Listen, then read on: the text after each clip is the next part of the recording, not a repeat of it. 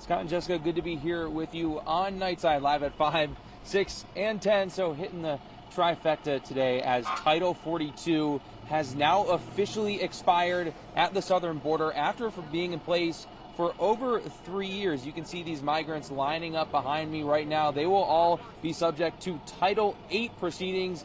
No one will be expelled under Title 42 anymore at the southern border. So May 11th, 2023, it was a historic day on the Yuma border. It began with over 1,000 migrants crossing into the sector illegally.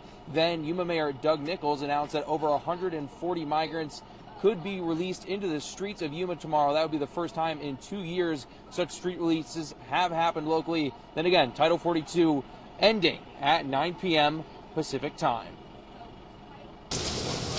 Just after midnight, migrants began lining up at the border wall in Yuma, ready to ask the United States for protection. God bless America, yeah. After the sun rose, they kept crossing. Local volunteers handed out waters and snacks as migrants waited hours to be apprehended by local border patrol. We live in a tough world right now. A lot of people are fleeing for XY reason, seeking asylum in a country they believe still has hope. Kareem Astorga is one of those migrants, brought to tears as he tries to get asylum in the United States for a second time. I'm desperate. I just want one opportunity to get into the U.S. and explain my situation. I can't go back to Peru. As the situation here at the border deteriorates, the Biden administration has been quick to blame Congress. And we urge Congress to fix our broken immigration system. But Arizona Senator Kyrsten Sinema is saying not so fast, telling me the president deserves the criticism currently being sent his way. They made the decision to end Title 42 today. They also made a decision to not prepare for the end of Title 42.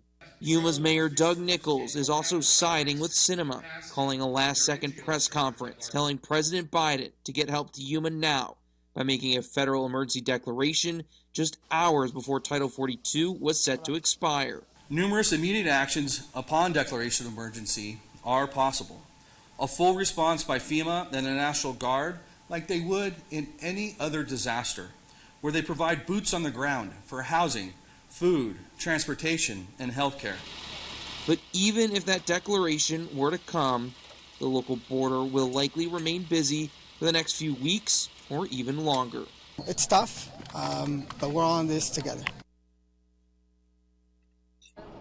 And the migrants now have all lined up behind me. That's because they're getting loaded onto a Border Patrol bus, which will take them to Yuma Sector headquarters for further screening. Yuma Mayor Doug Nichols told me there have now been consecutive days of over 1,000 apprehensions in the Yuma sector. So previously, that wasn't resulting in these street releases that now are going to happen tomorrow, according to Yuma's mayor. Our Samantha Bird continues our team coverage on the border as she met with Amanda Aguirre, the CEO of the Regional Center for Border Health, to talk about the larger groups that they are taking in every single day.